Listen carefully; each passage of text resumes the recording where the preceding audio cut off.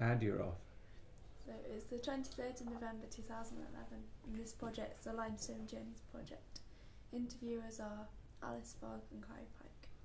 So if you just, what's your name and when were you born? I'm Terry Foy. I was born in Clown, 1937. I'm Kevin O'Connell. I was born in London, 1951. So is there anything you don't want to talk about today? We're free as anything, aren't we? Not a thing, it don't matter to me.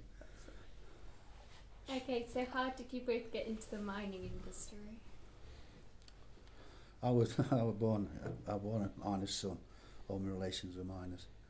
I did actually want to be an electrician, and I got an apprenticeship on Welbeck Estate, but at that time it only paid less than £1.50 a week, and I could go in and pit for something like £3.50, so that sort of swayed me. But I never got a job as an electrician at the pit. That's when I started. That was 1952. Well, I lived in Sheffield and I moved to this area in 19... Sorry, you're right, you have got a really quiet voice. So I'm just going to move that over there a bit. I just don't think so. Sorry, this is going to come out on the recording, but I'm just going to adjust that.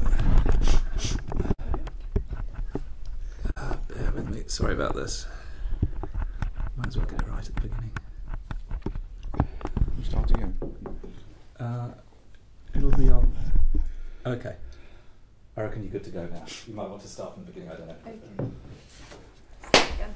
Oops. Alice. Sorry. So it's the 23rd of November 2011. The project's Limestone Journeys. Interviewers are Alice Fogg and Clary Pike. So I just want to say your name, where and when you were born. My name's Terry Foy. I was born in Clown in 1937. I've lived in Cresswell since 1960. I worked at Cresswell Colliery as a miner from 1952 up to 1991. What's my question? I can't remember. Just who you are. My name's Kevin O'Connell, and I worked at Cresswell and Thorsby Collieries. So where and when were you born? I was born in Lambeth, in London. And is there anything you don't want to talk about today? Not me, Terry, about you? Neither me, I'm all right. Okay, so how did you get into the mining industry? I was born in a mining family, and it came through that. But I wanted to be an electrician, and I got a job as an apprentice at Welbeck Estate, and that only paid about £1.50 a week. And a pit paid me something like about £3.50, and I could possibly have got a job as an electrician then, but I never did. Well, I left school. I lived in Sheffield before I came to this area, and I didn't do very well at school. I didn't like it anyway. And I worked at a woodyard for 10 years before I started at the pit. And when I came to this area, I bought the house of a miner. And in 1976, when I bought my house, we had a bad winter in 1977, and I couldn't get to work in Sheffield, so I started at the pit. It was the 14th of March, 1977.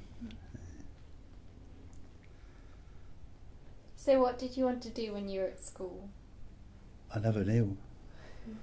I never knew what I wanted to do. I'm a bit like Kevin. The only thing I liked about school were holidays and playtime, like, you know. I didn't get no qualifications whatsoever.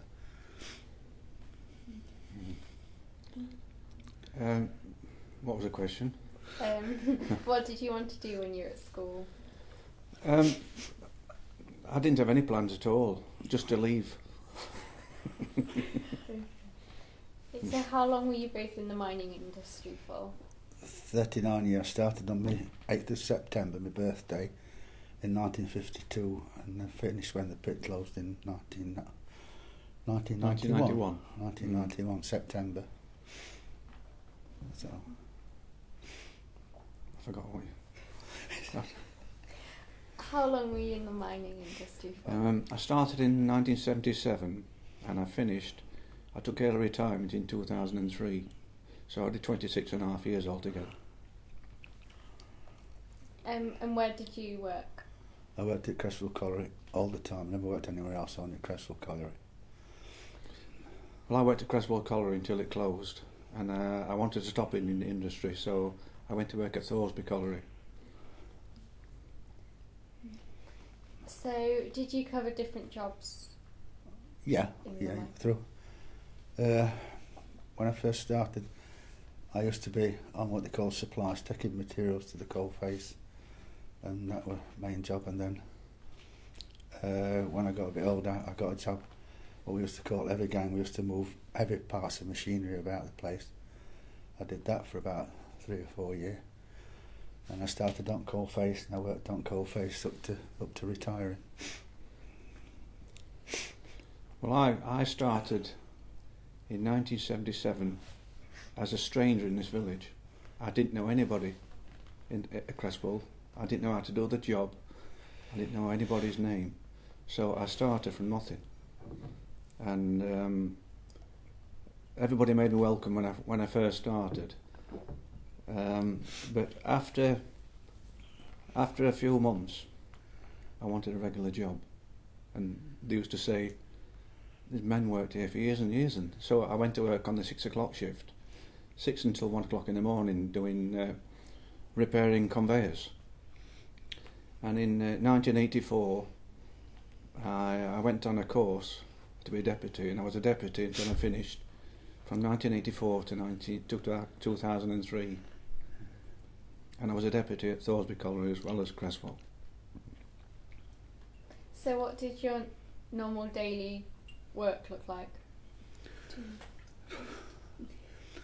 Well, I can only talk about latter end. At latter end, it was, well, I used to housebound days regular, and I worked on I was supervisor on maintaining roof supports, and I was usually at work by about 4 o'clock in the morning, and then I usually go underground doing examinations and that, and then come out at pit and see different shifts up to work and shifts coming off of work, then sorting reports out, and then used to go home about 2 o'clock, 2:30.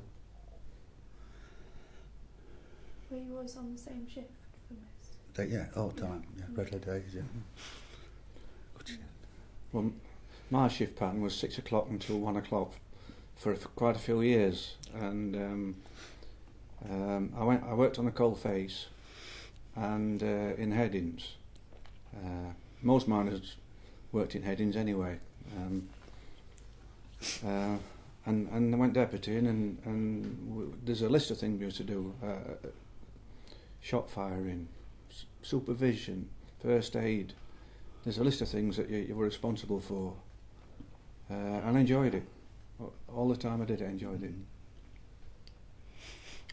So, did you enjoy your work? I also enjoyed it, yeah. I mean, there's 1 or 2 days I grumbled like, but everybody's like that, aren't they? But no, I enjoyed it. As you say, you've got your mates and all that, and I enjoyed the jobs that we're doing, like, yeah. So no, I don't think I've changed it then. Well, I would have changed it anyway now. So you said you enjoyed it.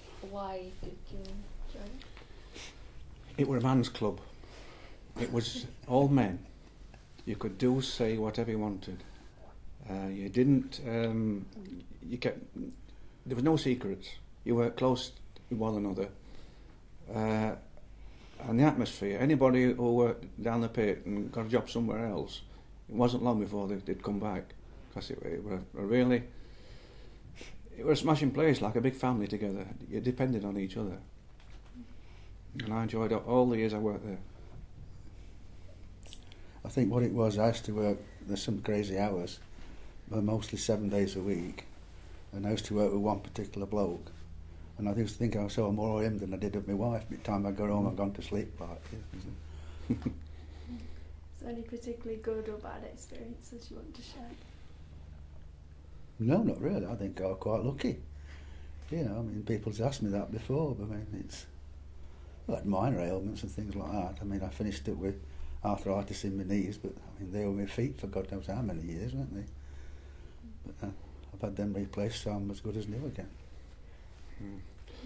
Well, I broke my leg once I was on the coal face. It was towards the end of the shift, and we had to get the machine on the face to one end before we left. And I was rushing about, and I was breaking a lump up without a hammer, and I was smashing against a piece of machinery, and I broke my leg. And do you remember Melvin Derricott? Yeah. When somebody breaks a leg, you get a stretcher and take them out. Well, all the men had gone. So Melvin Derricott, I climbed on his back, and he carried me to the paddy. Remember how long that was? Yeah. And he carried me to the paddy.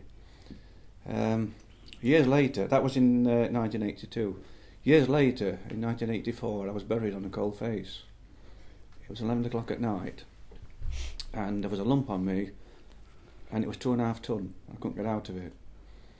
And those thoughts go through your mind, you know, your wife's in bed and your children are in bed and you're laid here, and I thought that was the end. And there was somebody, I was the deputy, and this chap was my workman, and he managed to drag me out. I was stretchered out. I was in hospital for about 3 days, and about a month later I was back on the same job. Okay, so were you a member of one of the unions? Yeah, I remember NUM and the union from that period. Okay, so can you explain what was offered to you as a member? Offered to well, general support and everything like, and then they were, I don't really know, I've never got into that sort of thing, but no, general support with things you did, or with compensations, things like that. Did you feel it was important to be a member of the union? Yeah. Yeah. Okay. Yeah. Well, I thought it was security. You've got a go-between between you and the manager, and if you've got a problem, you know they've got the union to sort of back you up. And there was a lot of kidology down the pit as well. If you want something and you can't get it, you could almost hold the manager to ransom and say, we're not doing this until we get what we want, and then the union's got to mediate. And so it was just the fact that you've got somewhere in between in case there's a disciplinary, perhaps. So, what were your working relationships with colleagues like? With the Colleagues, the people you worked with?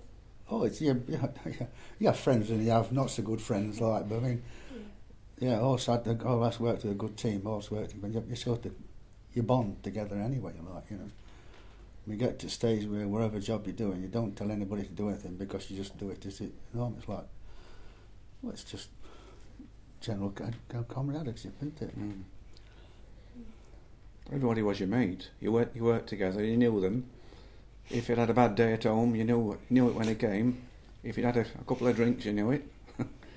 No, it was all right. And even if you got a stranger coming to work with her, you know, he mucked in. Like I said before, it's a man's club. You just enjoyed it. So, what did you do in your time off?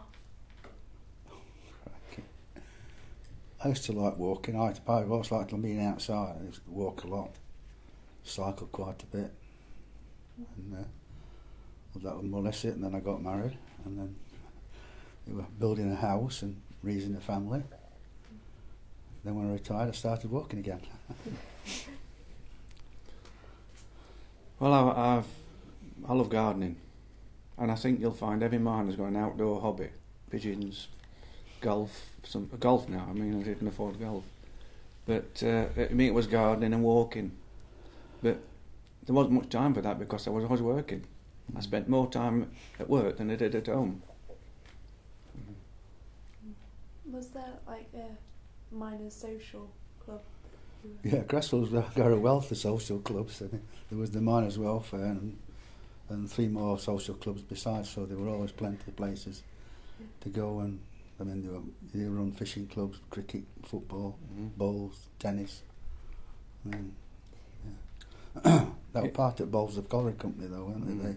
They provided these from way back when they opened the pit up. There were always plenty to do. So, were your friends and family involved in the mining community? Not mine particularly, but yeah, I suppose they did things together. Like, I mean, they provided these facilities for you. I mean, they run galas and sports days and things like that. So, yeah. One club used to run a trip every year to Coast. About 28 bus loads used to take off to Skegness, to Scarborough Day and things like that.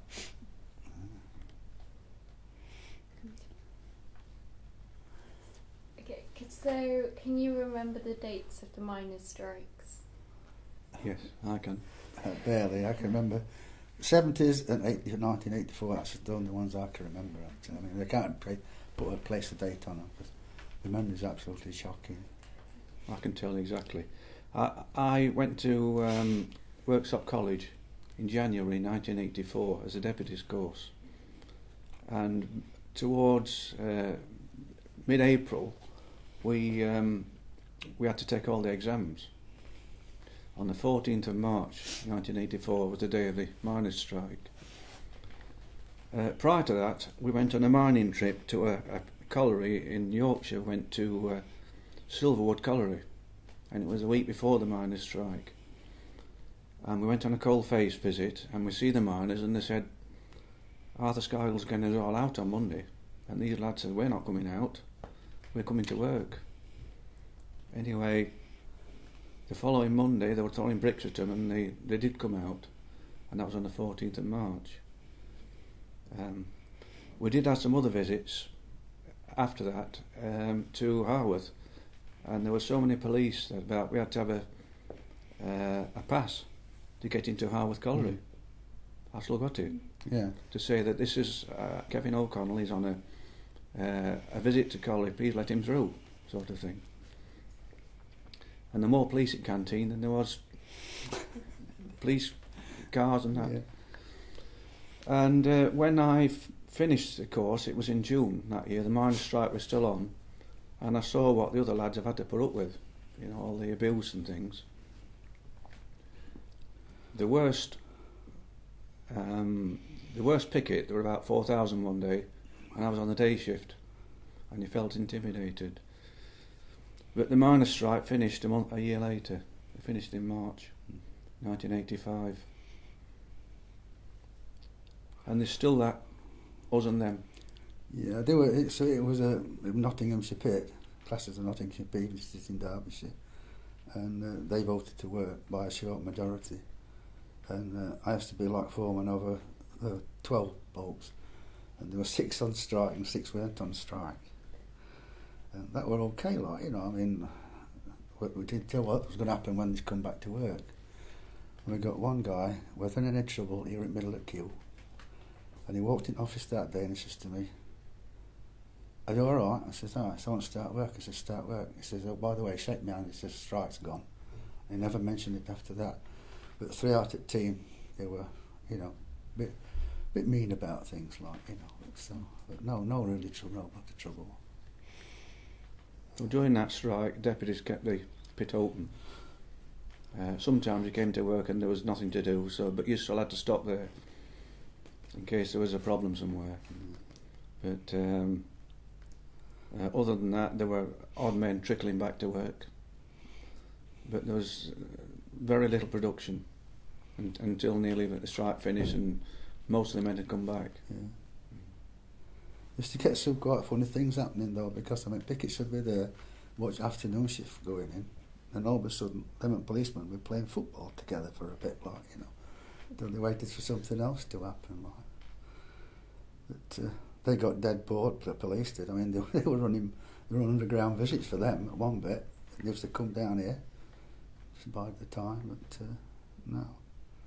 I took some policemen down pit once, 6 o'clock shift, and they were like little kids. Can we turn the lights off? See how dark it is, you know. Yeah. And there was one big strapping chap he was. He must have been 20 stone. He was all muscle, and we took him a ride on a paddy. We shouldn't have done, really. We should have took him on it. And we got on his paddy, and it stopped sharp, and he went forward and he went back, and he snapped the boards on the paddy back. Well, lots of things happen. I mean, I've seen Cresswell Village absolutely solid with pickets. They were even grabbing in, having to stand into shop doorways to get through and things like that. But no, a bad time actually. I mean, Or from looking at from everybody's point of view, like.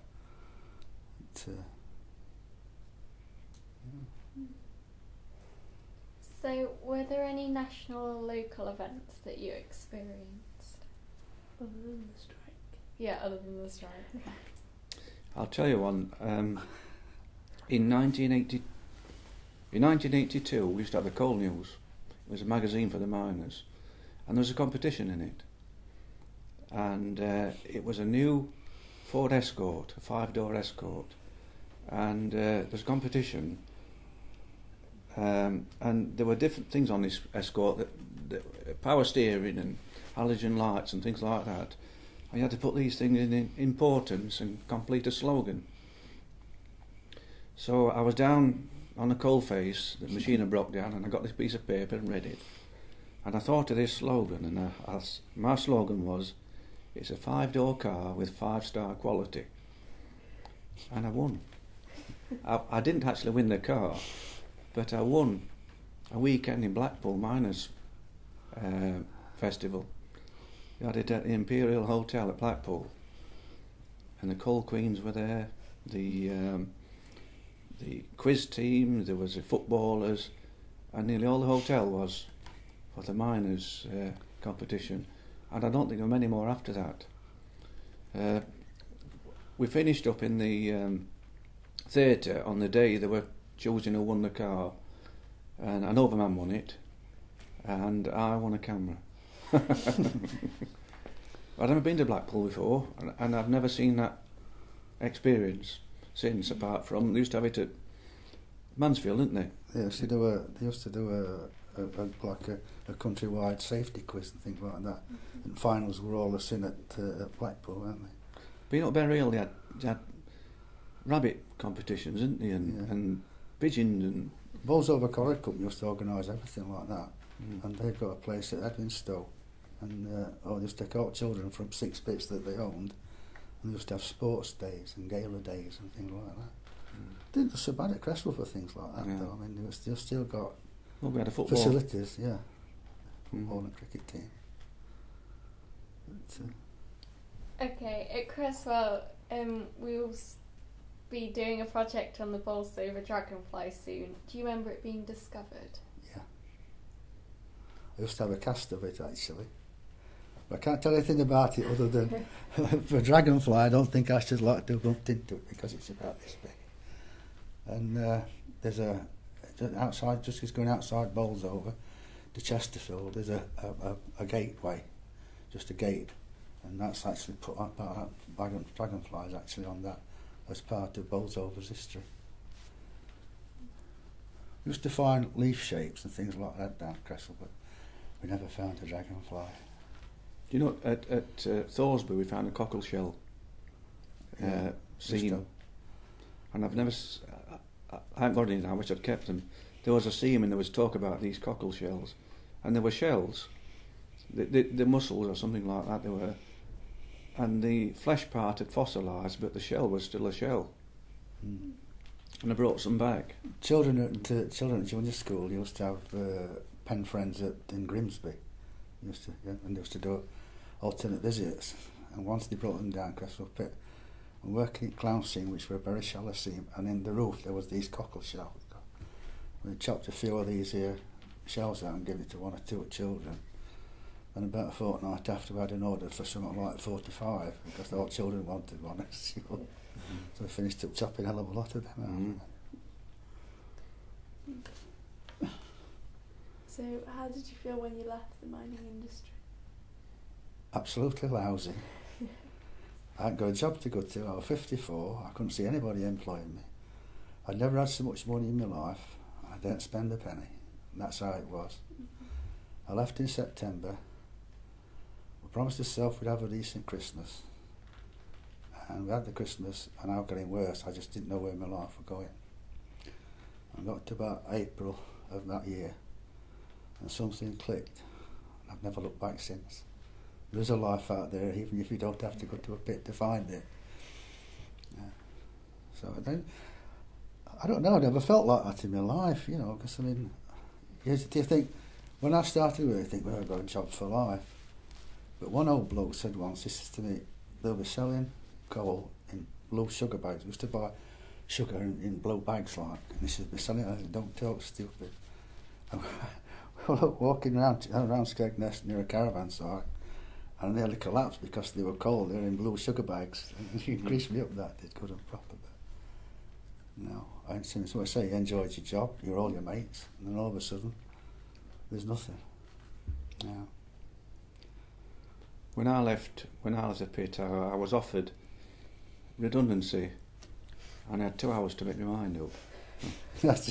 I was on the day shift. I think it was a Friday, and the phone rang, and they said, "Union man wants to see you at 12 o'clock." This was about 10. He wants to know if you want to finish. He said, because they're going to close 3 pits up at Selby, and they want your job. So let me know at 12 o'clock. So I tried to phone my missus, and she said, well, it's up to you, like they do. And anyway, reluctantly, I said, well, if I don't take it now, I've got to stop here, and then you'll not ask me again. So I signed the paper, and I finished, and I don't miss anything about it. I don't miss the men.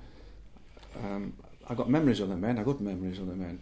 I don't miss the job. I don't miss anything. And I always worked a lot of overtime, and it's given me a good pension.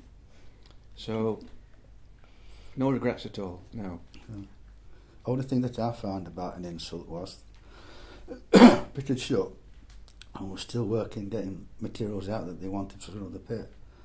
And when I put my lamp away, a little tiny paper ripped off a corner of a sheet like that, and it says, "You finished today, call and see administration officer." Now, after 39 years, I got a little slipper ripped off a page. I wouldn't have been half so upset, it'd been a full page. But I got this little bit saying you're finished. And that was it. Is there any particularly memorable experiences from your time in the pit you'd like to share? You're probably better at it than me. I can't think of anything particular. I used to work all the Christmases, all the Easters, New Year's Day. On the night shift I used to work all these shifts, for overtime, and then because I like gardening, and then I could have these days off later on the year when the weather was nice, and a lot of men said they'd seen ghosts down the pit. And in the top hard scene, how long had the top hard scene not been working? About 30-40 years. It were closed in 1940s, early 39, 40, something like that. Well, they were saying that men that had been killed down the pit are still there, and there's ghosts down there. So on these shifts I used to work, I used to go looking for them. Can you imagine driving down a road in the dark and you can see all the road signs lit up? Well, down the pit all the signs were reflective, so your lamp had picked these things up, and some men thought there was somebody there. So I used to go, and believe it or not, I was the only man on the ground. I was only one. And I used to go, and I never saw anything, and I got this opinion that if I see anybody, I'm going to ask who they are, where they're from. But I never saw anybody. I just saw what they thought they saw. There's been 1 or 2 pit ghosts at Cresswell, aren't there? Yeah. But there's somebody died there was 2 or 3 deaths at Cresswell. But when somebody dies on the ground, there's that fear that they're still there, isn't there? There's that. It's that when you know where this particular accident, wherever happened, you sort of, when you go past that, I think it's just something in your mind.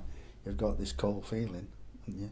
If you go down a dark alley at night and you know somebody's been killed down there, you won't go down there. But when you're down in the pit, you've got to go there, and you've got that sort of feeling. And the men used to refuse to go places. Oh, yeah. There, haven't they? Or they go a different route. Yeah.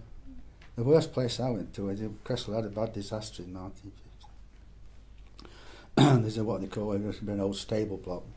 They didn't use the horses, and all bodies what they recovered was stacked. They were placed there till they could get them out, like. And I went through there one day, and all hair stood up on the back of my neck, just realising what had happened in that particular area, like, But I never went to stop me from going in, like I was saying as Kevin. I'd probably ask them how they were feeling, where they were. When I first started deputying, the first day they sent me in Hazelseam, and that's not been worked for years and years. And I got off the chair and got in the seam, and there was a chap in his cabin. And I said, "Where does Deputy go?" He said, "Well, he goes 200 yards up that road, he turns right another 200 yards and 200 yards back, which is like in a square." He said, "Not many people go up there, but when you go up there, Pete will be up there." I said, "Who's Pete?" He said, "There's a ghost." He said, "Pete's up there." He says, "Don't worry, he keeps coming through the wall. He's one of those that were killed in disaster." He says, "But when you get here, he'll be whistling. Don't worry about it. Just, he'll not bother you." So I'm a bit naive, and I walked up this thing and I could hear this whistling. And I'm walking down to all these doors, and the whistle was howling through these air doors because there's a lot of air down the pit. Well, I open these doors, you're probably not, you won't know anyway, but when something's not been used a bit, there's lots of dust. And I opened these doors, and this whistling got louder from this other door, and it slammed, and I couldn't see anything for dust. And this whistling's still there, and I'm thinking, where's this Pete? And when I got back, he said, "Did you see Pete?" I said, "No, I didn't know." They've all got names and all, haven't they, people like that? There was Andy Purdy, wasn't there? He was another Purdy, one. Yeah. Mm. He used to walk into water, he did. He used to be, well, one of the seams were flooded, and they were continuously pumping water out to keep what seams working dry, and he got killed in this top hard seam, first seam they did, and they keep saying, "We saw Andy Purdy last night, we see him walking in water." I've walked around a long lot of times, same as Kevin, on my own, but there's nobody ever come to talk to me. In 1990, I think just before Christmas or just after Christmas, all the electric went off. And I'd just gone to work on the midnight shift on this Friday. The electric went off, and when the electric goes off, there's no fan to ventilate the pit, so everybody had to come out. And it was off for a week, wasn't it, Terry? Was it? A week or more. Yeah. So nobody was allowed underground because it's not ventilated. And when it opened after a week, the top hard seam had flooded because there's a water table in the top hard seam at Creswell, and water's coming in all the time. So the pump's running 24 hours a day. All these pumps not running, the water was up to the roof. Did you go down there and see it? Lots of times, yeah. And that took some pumping out. Right, guys, you've got all that back pumping to do. Mm. It's not a problem with that, because once you've pumped the water, you have to have permission to get rid of it. And the local authorities, river authorities, were a bit cautious about how much you're stuck in their river, like, so that would probably cause a problem. If I could sum up mining, I worked in a woodyard for 10 years, and if I had time again, I'd do it again. Yeah. It was just an experience that's going to be gone soon. All men working together. There were a lot of mickey taking and no secrets, whatever. If somebody saw you in the street, they'd want to know what you were doing and things. And if I do it again, I would. I think I probably would. I don't think there's a lot I would change anyway. Like, but same as what you say, what you actually miss is, I miss discipline more than anything. Because I finished up, I'm going to turn out to be a lazy sort. I'm good and proper, like, you know. I eat and go to sleep more or less and go for a walk now and again. But no, then you've got your mates that you could talk to. They're different to family. So what do you do now, mainly? I eat and sleep and walk. I mean, Okay. I belong to Kevin, we belong to a walking group. Mm-hmm. I'm a member of a village forum that help to get people funding for things that go off in the village, like. I have to sit on a board of a company called Junction Arts. They have to do events throughout the district to bowls over. And that's more or less it, you know. It's, Well, I do gardening. I've always liked gardening anyway, and I do gardening for other people now. And they pay me a bit for doing it as well. And I've joined a walking group with Terry, and we're in a history group. yeah. So you think when you're working down the pit, you have little time to do what you want, and Now you can go for a walk. You can see your mates. It's smashing. You go in village there and you see mates that we can talk for hours, and they do. You get two minds together, you can talk for hours. I fetch a newspaper in the morning. If you say, "Where you been?" Yeah. I worked down here for quite a while as a volunteer ranger. That I filled a lot of time in. I've not done it for a year or two, but I still come down if they ask you to come down. Don't you? Yeah. So you still keep in touch with your ex-colleagues then? Well, you see them in the village, but I mean the last pit I worked at was Thorsby, which is 10 miles away. They more or less live in Mansfield. But it's brilliant. I go fetching paper, I'll go for a walk, and they pip in the routers, or you stand chatting. There's one you can't... Well, you know, the other day I seen Selwyn. Oh, so he can talk. He can talk for hours. Because he's got no hobbies, has he? No. So yeah, I do. Yeah, I do. And I mean, the pit closed 20 years ago, and you see everybody getting older. And don't think you're getting older either. So no, you don't. You don't. You're getting older. You think he's got a bit older, and then you look at the mirror and think, well, yeah, I reckon I have. The bloke I used to work with was 7 days a week for God knows how many years, and since 19 pit short, I think I've seen him about 4 times because he lives away, you see. But we could walk down the street when the pit were going in, you know, every face passed, but now with it closing and that, and strangers coming into the village, sometimes you feel like a stranger because there's that many newcomers and we haven't got that area of work that everybody worked in to be able to meet everybody, And can I ask, what was like the noise and down in the mines like? Was it noisy? Cold faces were very noisy, but I don't know because I never worked in that place, you know. Places were noisy and others weren't, like, you know, I mean, it's... I never wore air defenders, did you? It was compulsory later. Yeah. They had massive fans, big booster fans to push air out in the pit. All the machinery, everything was noisy.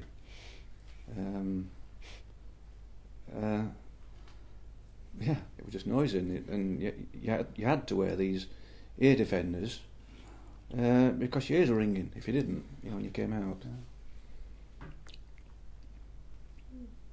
Okay. So I think that's it because Maria's waved at us. So. Thank you very much. Yeah. Welcome. All right. You're welcome. Do you want to use that book? Yeah, can I take it and have a look at it? Yeah, okay, no problem.